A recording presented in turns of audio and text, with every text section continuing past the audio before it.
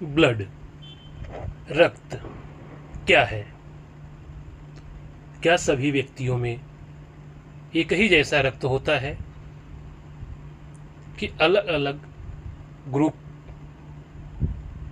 में रक्त होता है जिससे हम ब्लड ग्रुप कहते हैं? वह ब्लड ग्रुप कौन कौन से होते हैं? RH positive and RH negative group क्या है? ब्लड के कितने ग्रुप हैं? रक्तदान हमें क्यों करना चाहिए?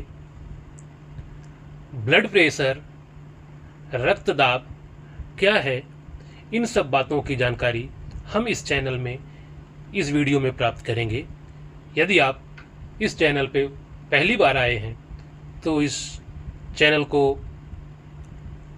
सब्सक्राइब करें और लाइक करें। तो सबसे पहले रक्त, ब्लड क्या है? रक्त एक लाल रंग का प्रवाही पदार्थ है, अर्थात पानी की तरह तरल पदार्थ है। यह संयोजी ऊतक से बना होता है और जिस रक्त में ऑक्सीजन की मात्रा जितनी ज़्यादा होती है वह उतना ही गहरे लाल रंग का होता है और इसका टेस्ट थोड़ा नमकीन खारा जैसा होता है। जैसे कभी हमको बचपन में अगर चोट लग जाती थी, कट जाते थे, तो हम अपने अगर हाथ को अपने मुंह में रखते थे, ब्लड थोड़ा खारा जैसा लगता था। अब इस ब्लड के कंपोनेंट कौन कौन से हैं? तो ब्लड के मुख्य रूप से दो कंपोनेंट हैं, प्लाज्मा अर्थात रक्त द्रव्य और रक्त कोशिका ब्लड सेल्स। अब हम बारी बारी से इनकी संरचना तथा कार्य के बारे में देखते हैं। तो सबसे पहले प्लाज्मा अर्थात रक्त द्रव्य, यह एक हल्के पीले रंग का पारदर्शी पदार्थ होता है। पारदर्शी का अर्थ होता है कि जिसमें हम आर पार देख सकते हैं, ट्रांसपेरेंट होता है, जैसे कांच से हम आर पार देख सकते हैं, तो ऐसा पदार्थ होता है और इसका गुणधर्म क्षारीय होता है। इसमें करीब 90% पानी, 6 से 8% प्रोटीन और 1 से 2% कार्बनिक पदार्थ होता है। प्लाज्मा में जो दूसरा घटक होता है अल्ब्यूमिन। अल्ब्यूमिन क्या करता है? पूरे शरीर में पानी को विभाजित करता है, अर्थात पानी कौन से शरीर के हिस्से में कहाँ पानी कितना जाएगा, यह कार्य अल्ब्यूमिन करता है। प्लाज्मा का जो अगला घटक है ग्लोब्युलिन्स। ग्लोब्युलिन्स क्या करता है? यह पूरे शरीर में संरक्षण का कार्य करता है, अर्थात हमारे पूरे शरीर की कोशिकाओं और उनके अंगों की संरचना को संरक्षित करता है, सुरक्षित रखने का कार्य करता है। प्लाज्मा का अगला घटक है फाइब्रिनोजेन और प्रोथ्रोम्बिन। ये रक्त को जमने की प्रक्रिया को मदद करते हैं, अर्थात अगर कभी दुर्घटना हो जाती है, एक्सीडेंट हो जाता है, तो रक्त को थक्का बनने की प्रक्रिया को ये सहायता करते हैं। और प्लाज्मा का जो आखिरी घटक है अकार्बनिक आयन, कैल्शियम, सोडियम, पोटेशियम, ये सारी हमारे नर्वस सिस्टम और पेशीय कार्यों को नियंत्रित करते हैं, अर्थात उनको कार्यों के ऊपर नियंत्रण रखने का कार्य ये कार्बनिक आयन करते हैं। तो इस तरह से रक्त द्रव्य के ये घटक थे और इनके कार्य इस प्रकार होते हैं। ब्लड का जो दूसरा कंपोनेंट है ब्लड सेल्स, यानी रक्त कोशिका या रक्त कणिका, जिसे ब्लड कार्पसेल्स कहते हैं। इसमें 3 प्रकार के घटक होते हैं, लाल रक्त कणिकाएं RBC, श्वेत रक्त कणिकाएं WBC और रक्त पट्टिकाएं अर्थात प्लेटलेट्स। ब्लड सेल्स का जो पहला घटक है वह है लाल रक्त कणिकाएं अर्थात रेड ब्लड सेल्स, इनको शॉर्ट फॉर्म में RBC भी कहते हैं। लाल रक्त कणिकाओं का आकार छोटा होता है, वृत्ताकार होता है, इनमें केंद्रक नहीं पाई जाती हैं। इन कोशिकाओं में हीमोग्लोबिन होता है, इसके कारण रक्त का रंग लाल दिखाई देता है। और हीमोग्लोबिन घुले होने के कारण क्या होता है, इसमें ऑक्सीजन आसानी से घुल जाता है। ये रेड ब्लड सेल्स अस्थि मज्जा में निर्मित होते हैं और वे लगभग 100 से 127 दिन तक जीवित रहते हैं और रक्त में इनकी मात्रा कितनी होती है? प्रति घन मिलीमीटर रक्त में 50 से 60 लाख आरबीसी होते हैं। ब्लड सेल्स में जो दूसरा सेल्स होता है उसे बोलते हैं श्वेत रक्त कणिकाएं अर्थात WBC। इनकी संरचना कैसी होती है? ये आकार में बड़े होते हैं, इनके अंदर केंद्रक पाया जाता है तथा ये रंगहीन होते हैं। इनकी कोशिकाएं रंगहीन होती, मतलब कोई रंग नहीं होता है इनके अंदर।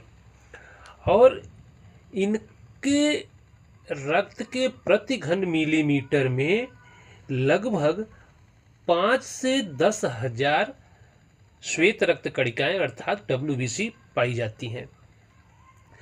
इनकी कोशिकाओं के 5 प्रकार होते हैं: बेसोफिल, इयोसिनोफिल, न्यूट्रोफिल, मोनोसाइट्स और लिम्फोसाइट्स। अब ये WBC हमारे शरीर में कौन सा कार्य करती हैं? तो हमारे शरीर के ऊपर सूक्ष्म जीवों द्वारा होने वाले रोग, जब सूक्ष्म जीव हमारे ऊपर आक्रमण करते हैं तो हमारे अंदर जो रोग उत्पन्न होता है, ये अंदर से सैनिक का कार्य करते हैं, उन सूक्ष्म जीवों से लड़ने का और उनको नष्ट करने का कार्य करते हैं। अर्थात ये रोग प्रतिरोधक क्षमता हमारे शरीर के अंदर बढ़ाते हैं, जिससे सूक्ष्म जीवों से होने वाले रोगों से हम सुरक्षित रह पाते हैं। तो ये कार्य WBC का होता है। अर्थात श्वेत रक्त कणिकाएं सूक्ष्म जीवों द्वारा होने वाले रोगों से हमारी सुरक्षा करते हैं। अब ब्लड सेल्स का जो तीसरा कंपोनेंट है, प्लेटलेट्स अर्थात रक्त पट्टिका। इनकी संरचना कैसी होती है? ये बहुत ही छोटी होते हैं और तस्तरी के आकार का, प्लेट के आकार के होते हैं। रक्त के 1 घन मिलीमीटर में लगभग ये 2.5 लाख से लेकर 4 लाख तक प्लेटलेट्स पाए जाते हैं। इनकी संख्या इतनी ज़्यादा होने की वजह से जब कभी दुर्घटना वगैरह होता है या रक्त हमारे शरीर से रक्त प्रवाह शुरू होता है तो यही रक्त पट्टिकाएं, प्लेटलेट्स, रक्त को जमने की प्रक्रिया में मदद करती हैं, अर्थात रक्त को थक्का बनने में सहायता करती हैं। उसका रीज़न ये है, अगर ब्लड थक्का नहीं बनेगा, नहीं जमेगा, तो दुर्घटना वाले व्यक्ति के शरीर से रक्त का स्राव ज़्यादा होने से उसकी मृत्यु तक होने की संभावना रहती है। इसलिए रक्त पट्टिकाओं का कार्य बहुत ही महत्वपूर्ण है। अब हम देखते हैं कि मानव के शरीर में रक्त का कौन कौन सा कार्य है, अर्थात हमारे शरीर में रक्त कौन सा कार्य करता है। तो जैसे गैसों का परिवहन। अब गैसों का परिवहन का अर्थ क्या है कि जैसे जब फेफड़े से ऑक्सीजन हमारे शरीर में आता है तो यह कोशिकाओं तक प्रवाहित करने का कार्य कौन करता है? रक्त करता है, क्योंकि रक्त में हीमोग्लोबिन होता है और हीमोग्लोबिन ऑक्सीजन को अवशोषित कर लेता है और उसे फेफड़े से कोशिकाओं तक पहुंचाता है। ठीक उसी तरह से कोशिकाओं से निकलने वाला कार्बन डाइऑक्साइड फेफड़े तक लाने का कार्य भी रक्त करता है। रक्त का अगला कार्य है पोषक तत्वों का परिवहन, अर्थात कोशिकाओं को भोजन पहुंचाना। जैसे जब आहार नाल के भित्ति से ग्लूकोज, अमीनो अम्ल, वसा युक्त पदार्थ का जब पाचन हो चुका होता है तो ऐसे सरल पोषक पदार्थ को, तत्व को रक्त अवशोषित कर लेता है और अवशोषित करने के बाद वह शरीर के प्रत्येक कोशिकाओं तक पहुंचाता है। तो यह प्रक्रिया कैसे होती है? रक्त के द्वारा होती है। तो रक्त का एक महत्वपूर्ण कार्य यह भी है कि पोषक तत्वों को कोशिकाओं तक पहुंचाना। तो जब कोशिकाओं को भोजन पहुंचता है तो वहां से वर्ज्य पदार्थ भी निर्मित होते हैं।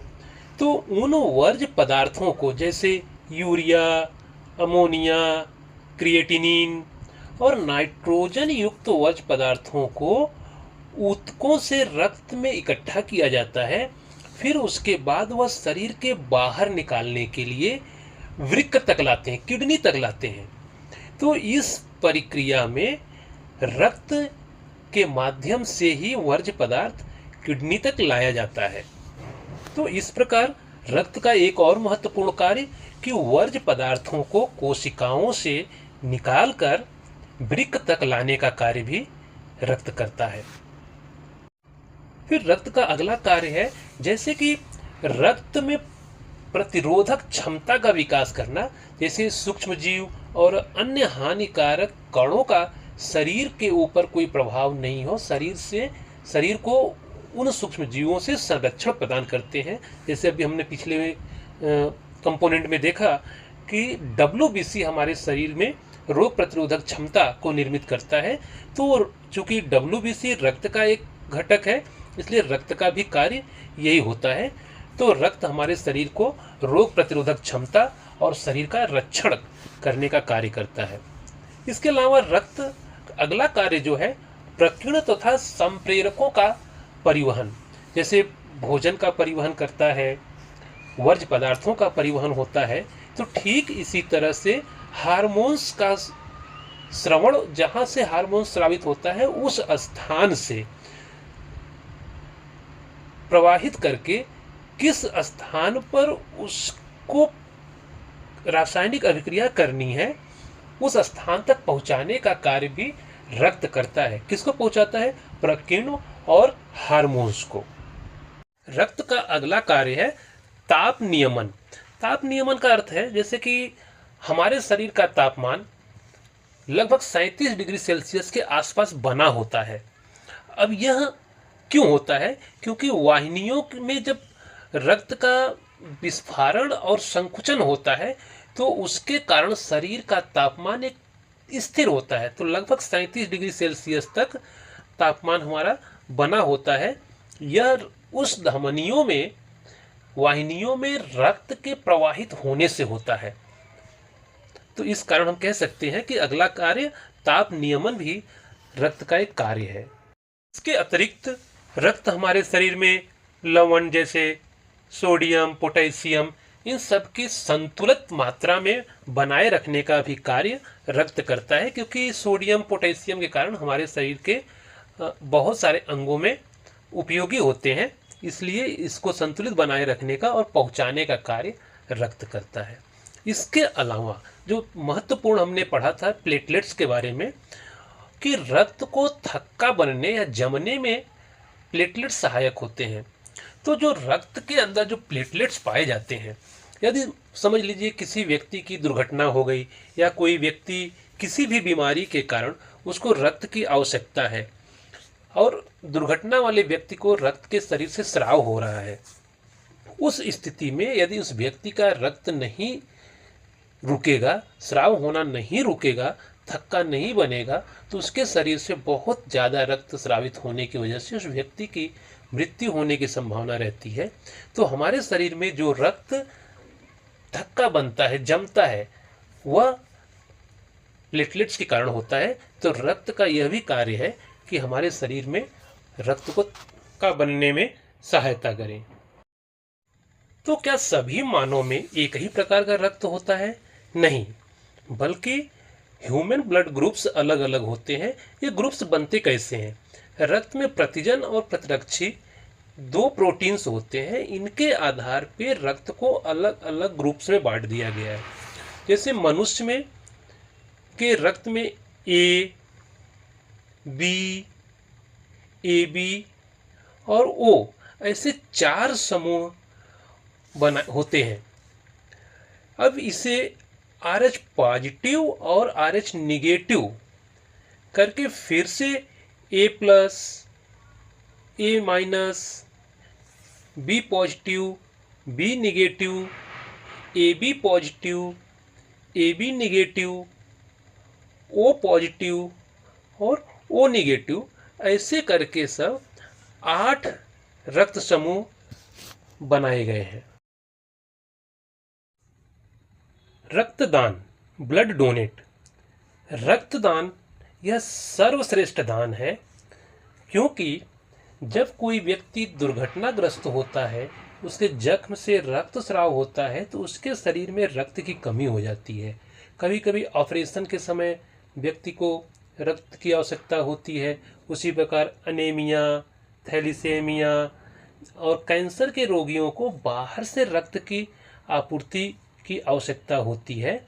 जब व्यक्ति को बाहर से रक्त दिया जाता है, इसे ही रक्तदान कहते हैं। और जो व्यक्ति रक्त देता है उसे रक्तदाता अर्थात ब्लड डोनर कहते हैं। और जिस व्यक्ति को रक्त दिया जाता है अर्थात जो व्यक्ति रक्त लेता है, जिसको उसकी आवश्यकता है, उस व्यक्ति को रक्त ग्राहक या ब्लड रेसिपिएंट कहा जाता है। तो क्या कोई भी व्यक्ति किसी भी व्यक्ति को रक्त दे सकता है? नहीं, ऐसा नहीं होता है। एक समूह ओ ब्लड ग्रुप का है।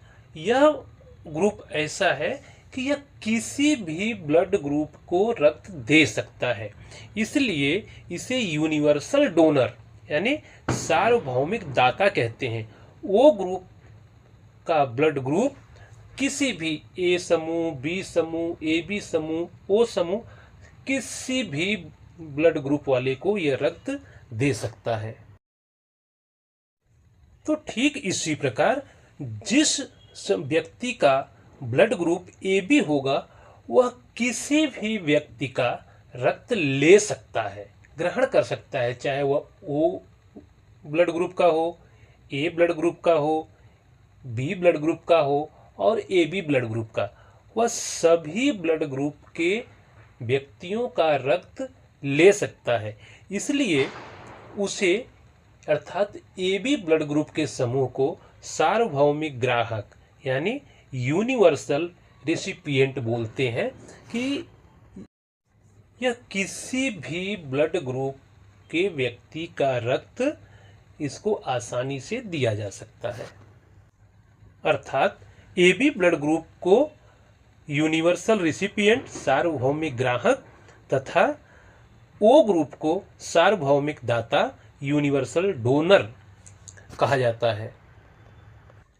क्योंकि रक्तदान करके किसी के प्राण बचाए जा सकते हैं, इसलिए रक्तदान को सर्वश्रेष्ठ दान कहा जाता है। अब हम आगे देखते हैं रक्तदाब अर्थात ब्लड प्रेशर क्या है।